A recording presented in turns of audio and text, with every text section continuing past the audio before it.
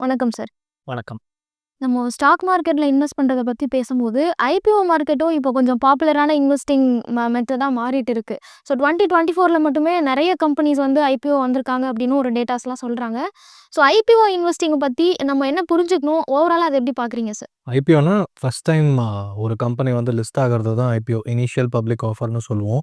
So ஜென்ரலா பார்த்தீங்கன்னா, நெறைய பேர் இப்ப லாஸ்ட் ஒரு கோவிடுக்கு அப்புறம் வந்து எல்லாருக்கான புரிதல் மோஸ்ட்லி இந்த ஃபர்ஸ்ட் டைம் இன்வெஸ்டர்ஸ் பொறுத்தவரைக்கும், ஐபிஓல லிஸ்ட் ஆயி உடனே ஒரு 1 வீக்குள்ள பார்த்தீங்கன்னா, ஒரு அட்லீஸ்ட் ஒரு 10-20% இல்ல சில கம்பெனிஸ்லாம் பார்த்தீங்கன்னா, 100% கெயின்ஸ்லாம் வித்தின் அ வீக் குடுத்துருக்கு. லிஸ்ட் ஆகும்போதே 30-40% லிஸ்டிங்லலாம் வந்திருக்கு. ஸோ இந்த ரீசனுக்காக நெறைய பேர் ஒரு இன்ட்ரெஸ்ட். நான் ஒரு ரூ. 10,000 போடுறேன். எனக்கு வந்து ஒரு 100%ஓ இல்லன்னா அட்லீஸ்ட் ஒரு 20-30% ஒரே வாரத்தில கிடைக்குதுன்னும்போது, அதில ஒரு லாபகரமா பார்க்க ஆரம்பிச்சாங்க. ஸோ இது எப்போ ஐபிஓ வரும் அப்படின்றதும் பார்த்தீங்கன்னா, மார்க்கெட் நல்லா ஏறிட்டே இருக்கு. புல் மார்க்கெட் ஆரம்பிச்சிருச்சு அப்படின்ற டாக் வரும்போது, மக்கள் வந்து ஸ்டாக் மார்க்கெட் பக்கம் ஒரு பாசிட்டிவா பார்க்க ஆரம்பிப்பாங்க. ரிட்டர்ன்ஸ் பார்க்கலாம் அப்படின்னு. ஸோ அந்த டைம் லைன்ல உங்களுக்கு ஐபிஓவும் நெறைய வந்துகிட்டே இருக்கும். ஸோ இப்ப லாஸ்ட் ஒரு 6 மந்த்ஸா பார்த்தீங்கன்னா, நெறைய ஐபிஓஸ் டிஃபர் பண்ணியிருப்பாங்க. பிளான்ல இருந்ததெல்லாம் வந்து தள்ளி போட்டிருப்பாங்க. ஏன்னா மார்க்கெட் வந்து நெகட்டிவா இருக்கு, வோலடைலா இருக்கு. இப்ப லிஸ்ட் ஆனாலும் மக்கள் வந்து ஆல்ரெடி பணம் போயிருச்சு. திருப்பி போடுறதுக்கும் பணம் இருக்கு. ஸோ, அ இப்போ வந்து ஐபிஓ வராது. ஸோ ஒரு புல் மார்க்கெட் நல்லபடியா பாசிட்டிவா மார்க்கெட் கண்டிஷன்ஸ் இருக்குன்ற டைம் லைன்ல தான் இந்த ஐபிஓன்றது வர ஆரம்பிக்கும். அ நாளுக்கு நாள் ஐபிஓல வர லிஸ்ட் ஆகுற கம்பெனிஸோட எண்ணிக்கை வந்து ஜாஸ்தியாயிட்டே போகுது. 2024ல லார்ஜஸ்ட் அமௌண்ட் அப்படின்னு சொல்றாங்க. ஸோ ஏன் அதிகமா இந்தியால வந்து ஐபிஓல லிஸ்ட் பண்றாங்க சார்? ஒண்ணு டேக்கிங் பப்ளிக். அதாவது இருக்கிற லிஸ்டட் கம்பெனிஸோட எண்ணிக்கை பிஎஸ்சில மட்டுமே 5,000க்கு மேலன்னு சொல்லுவோம். ஸோ இது வந்து இப்ப நான் ஒரு கம்பெனி ஆரம்பிக்கிறேன். இன்னொன்னு இந்தியா மாரியான கண்ட்ரில இப்ப கம்பெனி ஆரம்பிக்கிறது வந்து கொஞ்சம் அதிகமா ஸ்டார்ட் அப் எல்லாமே அதிகமாயிட்டு இருக்கு. ஒண்ணு காம்ப்ளையன்ஸு. இப்ப நான் லிஸ்ட் ஆயிட்டேன்னா, நான் ஆப்பரேஷன்ஸ்க்காக எனக்கு இன்னும் பணம் வேணும். எதுக்கு ஐபிஓ வராங்க? நான் ஒரு கம்பெனி ஆரம்பிச்சுட்டேன். எனக்கு வந்து ஒரு மேபி நான் தமிழ்நாட்டுக்குள்ள பிசினஸ் பண்ணிட்டுருக்கேன். சவுத் இந்தியா லெவலோ, நேஷனல் லெவல் போகணும் அப்டின்ற ஒரு ஆம்பிஷன் இருக்குன்னா, இது ஒரு பிராண்டிங்க லிஸ்ட் பண்ணிட்டேன் அப்டின்றது. லிஸ்ட் பண்ணும்போது quarter on quarter results announce பண்ணி ஆகணும். அப்புறம் நெறைய காம்ப்ளையன்ஸ் அவங்களுக்கு ஸ்டாக் எக்ஸ்சேஞ்ச் என்னென்ன சொல்றாங்களோ அதெல்லாம் ஃபாலோ பண்ணி ஆகணும். அ அதுவும் இல்லாம இந்தியா ஃபுல்லா தெரிய ஆரம்பிக்கணும்போது, சவுத்ல இருந்து ஒரு கம்பெனி அ இந்தியா ஃபுல்லா ஏதாவது பிசினஸ் பண்ணணும் அப்டின்னும்போது, இது ஒரு பெரிய அட்வான்டேஜ். இந்த மாதிரி ஒரு ரீசன்ஸ்க்காக நெறைய கம்பெனிஸ் வந்து ஐபிஓ வரணும்னு எதிர்பார்ப்பாங்க. இன்னொன்னு அது ஒரு அ பணம் வாங்கணும். இன்னொன்னு நான் வந்து எனக்கு பேங்க் மூலமா பணம் வாங்கலாம். ஒரு எக்ஸ்பான்ஷன் மோட்ல போறேன் அப்டின்னும்போது லோன் வாங்குறது சொல்றேன்.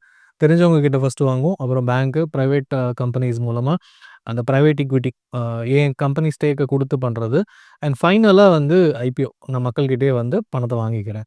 ஸோ எனி ப்ராஃபிட் ஷேரிங் வந்து மக்கள்கிட்டயே அந்த டிவிடெண்ட்ஸ் அந்த மாரி குடுக்குறது அண்ட் போனஸ் ஷேர்ஸ் குடுக்குறது.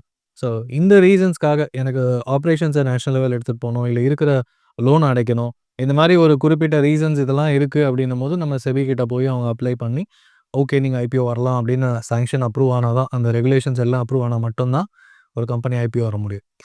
ஐபிஓல நல்லா பெர்ஃபார்ம் பண்ண கம்பெனி லிஸ்ட் ஆனதுக்கு அப்புறமா அப்படியே பேக் ஃபயர் ஆன ஸ்டோரீஸும் நெறைய பார்த்துருக்கோம். ஸோ இது எதனால நடக்குது? மார்க்கெட் நல்லா இருக்கும்போது தான் ஐபிஓ லிஸ்ட் பண்ணுவாங்கன்னு சொல்றோம். இப்போ மார்க்கெட் நல்லா இருக்குன்னும்போது பிரைமரி மார்க்கெட், அதாவது எக்ஸிஸ்டிங் ஸ்டாக் மார்க்கெட்ஸோட நம்ம ஒண்ணும் இல்ல 2020ல வந்து கோவிட் முடிஞ்சு ஒரு 25,000 26,000 பாயிண்ட்லேருந்து ஏறிக்கிட்டே இருக்கும்போது எல்லா கம்பெனிஸும் Paytmலேருந்து எல்லா கம்பெனியும் ஒண்ணு ஒண்ணா பேக் டு பேக் லிஸ்ட் ஆக ஆரம்பிச்சாங்க. இப்போ இந்த ஸ்டாக் மார்க்கெட் நல்லா இருக்கும்போது, அவங்களுக்கு அன்லிஸ்டட் ஷேர்ஸ் இப்போ ஸ்விக்கிலாம் வந்து அன்லிஸ்டடா வந்து லாஸ்ட் ஒரு 4, 5 வருஷமா வந்து ட்ரேட் ஆயிட்டு இருக்கும். ஒரு ரூ. 50 ரூ. 100ல ஆரம்பிச்சு, அவங்க புக் வேல்யூன்னு ஃபர்ஸ்ட்டு அனௌன்ஸ் பண்ணும்போது இந்த ஷேர் ரூ. 50ன்னு வச்சிருப்பாங்க. நான் என் கம்பெனி அப்டின்னா. இது வந்து நான் அன்லிஸ்டட் ஸ்பேஸ்ல வந்து இது வந்து ஒரு குறிப்பிட்ட கம்பெனிஸ் மூலமா இந்த கம்பெனி ஷேர் இந்த ரேட்டுக்கு இருக்கு. இதான் ஃபினான்ஷியல்ஸு. இத பார்த்து நீங்க வாங்கலான்னு உங்ககிட்ட யாராவது பிட்ச் பண்ணும்போது, உங்களுக்கு புடிச்சிருக்கு அப்டின்னா, நீங்க 50 ஷேரோ, 100 ஷேரோ, 5,000 ஷேரோ அந்த மாரி கொஞ்சம் கொஞ்சமா வாங்க ஆரம்பிக்கலாம். ஸோ இது வந்து ஓரளவுக்கு ஸ்டாக் மார்க்கெட்டும் ஏறிக்கிட்டே இருக்கு அப்டின்னும்போது, சரி ஐபிஓவும் நமக்கு நெறைய ஆல்ரெடி வந்து ஒரு லிஸ்ட் ஆகும்போது ஒரு ஒரு 6 மாசமா, 1 வருஷமா வந்து 30% பிரீமியமு, ரூ. 50 ஷேர் ரூ. 70 லிஸ்ட் ஆகுது. ரூ. 100 ஷேர் வந்து ரூ. 200 வரைக்கும் போகுது. அப்டின்ற நியூஸ்லாம் அந்த பக்கம் வரும்போது, அன்லிஸ்டட்ல வாங்க ஆரம்பிப்போம். அதாவது இன்னும் ஒரு 6 மந்த்ஸ்லயோ, 1 இயர்லயோ லிஸ்டிங் வரப்போகுது. அப்டின்னும்போது நான் முன்னாடியே வந்து ஒரு ரூ. 500 ஷேர் லிஸ்ட் ஆகலாம் அப்டின்ன மாரி சொல்ற மாதிரியான ஷேர்ஸ வந்து ரூ. 200க்கு நான் வாங்க ஆரம்பிக்கிறேன். அப்ப நான் வாங்க ஆரம்பிக்கும்போது கொஞ்சம் கொஞ்சமா நான் வந்து ஒரு 6 மந்த்ஸ், 1 இயர் வெயிட் பண்ணும்போது, இந்த ₹200 ஷேர் ஆல்ரெடி ₹400 போயிருக்கும்.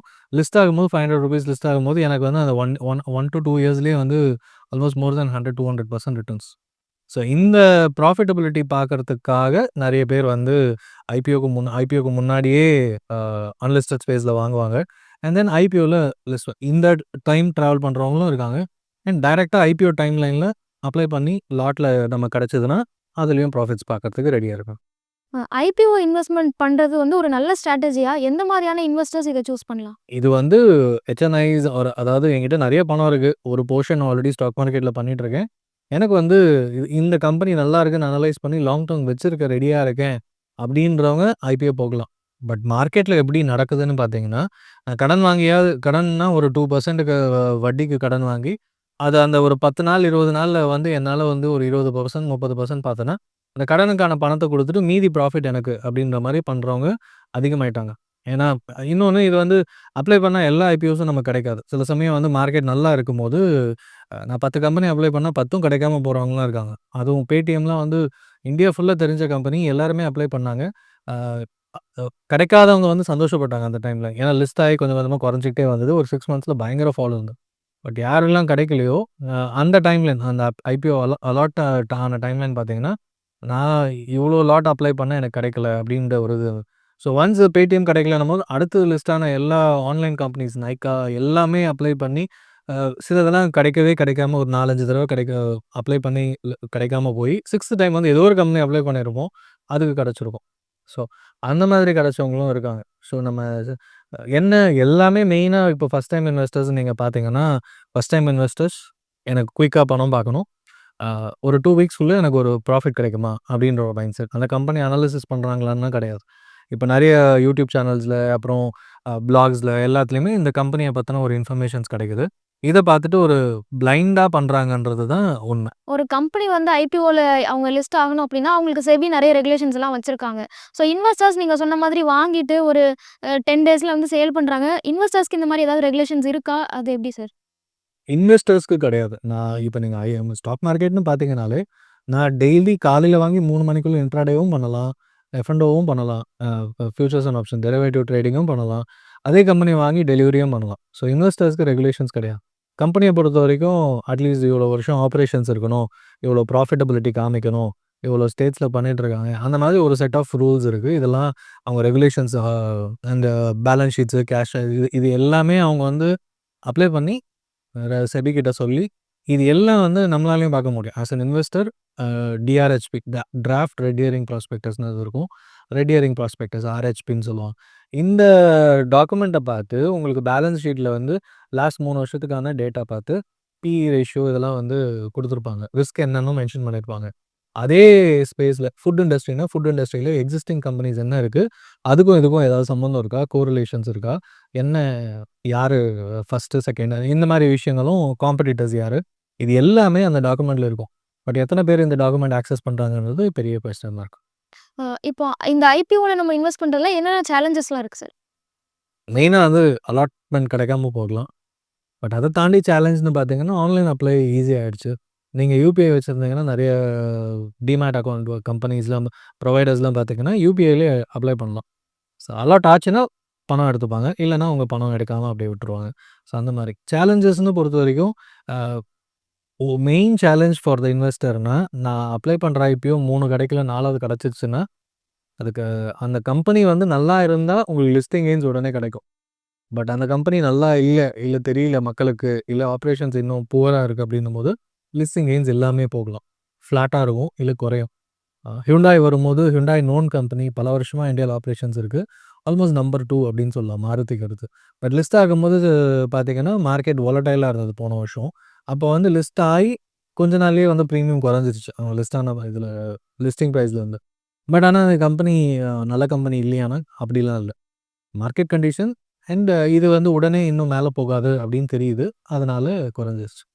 ஸோ நீங்க வந்து ஐபிஓ பிரைசிங்கும் சில கம்பெனிஸ் பார்த்தீங்கன்னா, ரொம்ப 10 டைம்ஸ் வேல்யூவேஷன் இல்ல 5 டைம்ஸ்ன்னுவாங்க. அது வந்து ஒரு 3 டைம்ஸ் கரெக்ட்டா இருக்கும். பட் 6 டைம்ஸ், 7 டைம்ஸ் வேல்யூவேஷன்ஸ்ல இருக்கு அப்படின்னு மார்க்கெட்ல ஒரு டாக் வந்துருச்சுன்னா, அப்போ வந்து அந்த ஸ்டாக் லிஸ்ட் ஆகும்போதே வந்து குறைஞ்சிரும். பட் எக்ஸாக்ட்டா 3 டைம்ஸோ, 2 டைம்ஸோ தான் வச்சிருக்காங்க. பட் ஆனா இன்வெஸ்டருக்கு லாபகரமா இருக்கணும்னு நினைக்கிறாங்க அப்படின்னு கம்பெனிய பத்தின ஒரு பாசிட்டிவ் இன்ஃபர்மேஷன்ஸ் வந்தோன்னா தானாவே ஏறிடும். அண்ட் இந்த 2 டைம்ஸ், 5 டைம்ஸ் நான் சொல்றது எல்லாமே வந்து again based on existing stock market condition. போன செப்டம்பருக்கு முன்னாடி லிஸ்ட் ஆன கம்பெனிஸ் எல்லாமே பிரீமியம்ல லிஸ்ட் ஆச்சு. பட் லாஸ்ட் 6 மந்த்ஸ்ல பெருசா வரல. அந்த செப்டம்பர், அக்டோபர் டைம்லைன்ல Hyundai ஆல்ரெடி அனௌன்ஸ் பண்ணி வரப்போறேன் அப்படின்லாம் சொன்னதுனால அங்க லிஸ்ட் பண்ணிட்டாங்க. பட் அகைன் இப்போ இன்னைக்கு ஸ்டாக் பிரைஸ் தெரியல. பட் கரெக்ட் ஆகி தான் ஆல்மோஸ்ட் வந்து குறைஞ்சு தான் வந்து அவங்க எக்ஸ்பெக்ட் பண்ண பம்பர் ஐபிஓ அந்த மாதிரிலாம் ஆகல. ஸோ நம்ம டைம் லைனை பொறுத்து தான் ப்ரீமியம் இருக்குமா இல்லையா அப்படின்றதும் வரும்.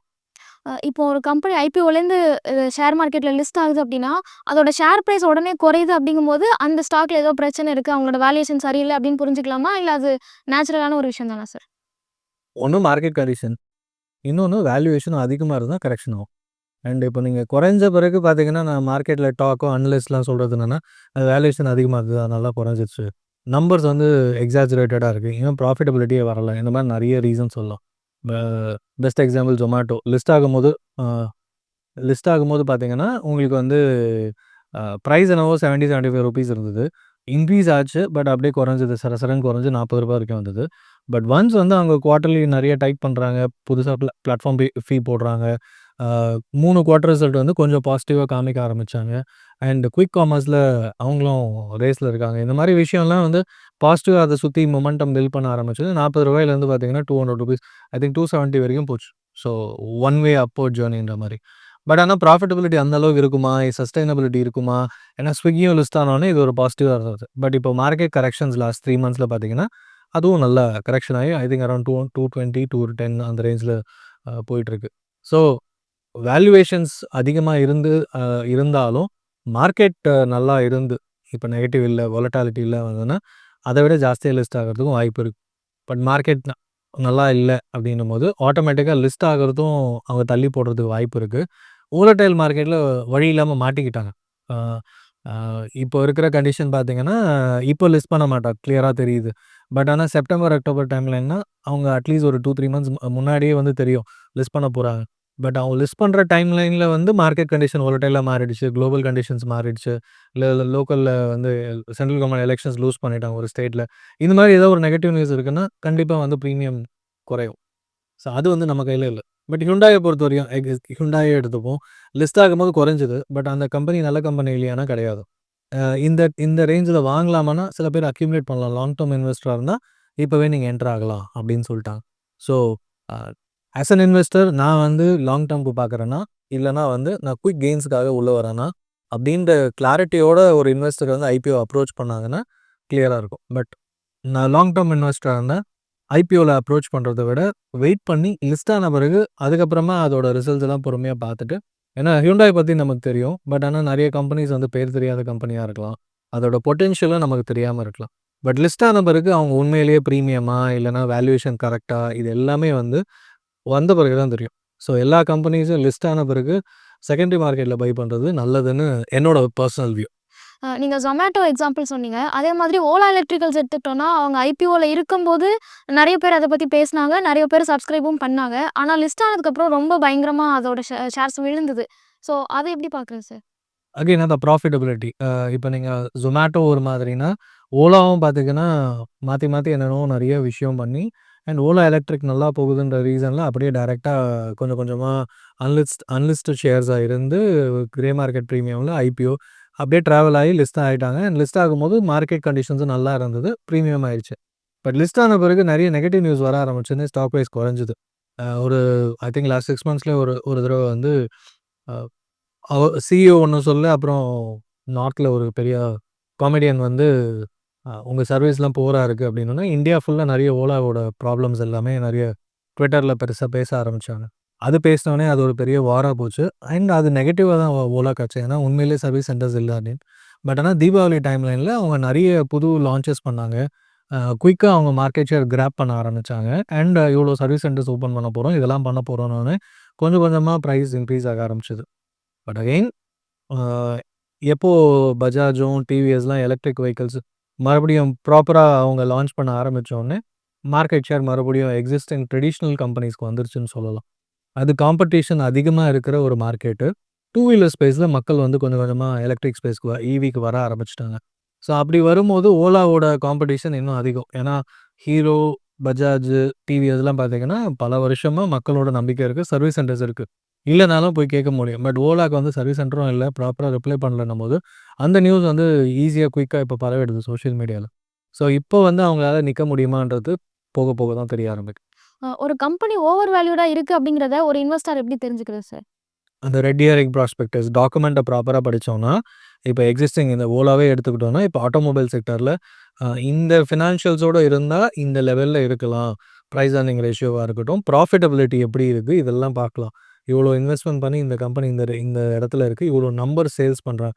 ஆட்டோமொபைல்ஸ் பொறுத்த வரைக்கும் எவ்வளோ ஆட்டோ சேல்ஸ் வெஹிக்கிள் சேல்ஸ் பண்ண 2 வீலரோ 4 வீலரோ நம்பர் ஆஃப் சேல்ஸு, ப்ராஃபிட்டபிலிட்டி என்ன, இதெல்லாம் பார்க்கலாம். அண்ட் லாஸ்ட் ஒரு 1 இயராக எவ்வளோ இன்க்ரீஸ் ஆகிருக்கு அப்படின்னு.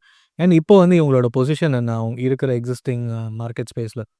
இதை வந்து எக்ஸிஸ்டிங் மார்க்கெட் இதுலேயே வந்து அந்த நம்பர்ஸ் அவங்க இவ்வளோ சேல் பண்ணியிருக்கேன்னு கொடுக்கும்போது, ஃபார் எக்ஸாம்பிள் ஓலா சொல்லிட்டாங்க அப்படின்னா, அது எக்ஸிஸ்டிங் மார்க்கெட்டில் ஈவியில் யார் யார் இருக்காங்க, ஏத்தர் நம்ம ரெகுலராக பார்க்குறோம். அதே மாதிரி டிவிஎஸ் இவங்கெல்லாம் வந்து எவ்வளோ நம்பர்ஸ் இருக்குது, இதை வந்து பீட் பண்ண முடியுமா, காம்படிஷன் எப்படி இருக்குது, இதெல்லாம் பார்க்கும்போது நமக்கு தெரியும்.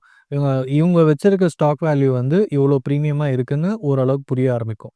பட் ஆனால் இந்த அளவுக்கு வந்து ஒரு ரெட் இயரிங் ப்ராஸ்பெக்டஸை பார்த்துட்டு பண்ண முடியுமாடு. இன்னொன்று அது ஒரு 3 இயர்ஸ்க்கான டேட்டாவாக தான் இருக்கலாம்.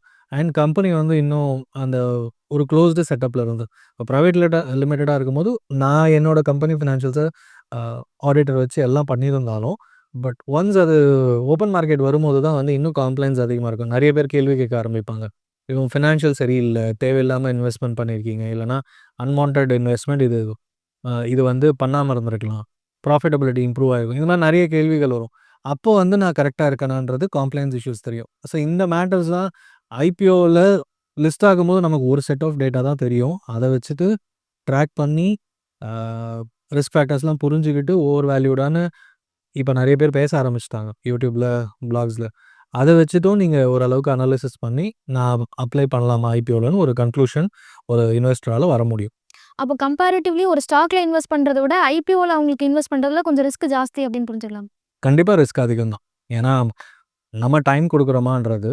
அண்ட் ஐபிஓவில் எல்லாருமே ஃபஸ்ட் டைம் இன்வெஸ்டர்ஸோ இல்லைனா குயிக்காக பணம் பார்க்கலான்றவங்க தான் வராங்கன்றது செபியோட டேட்டா எல்லாமே தெரியுது.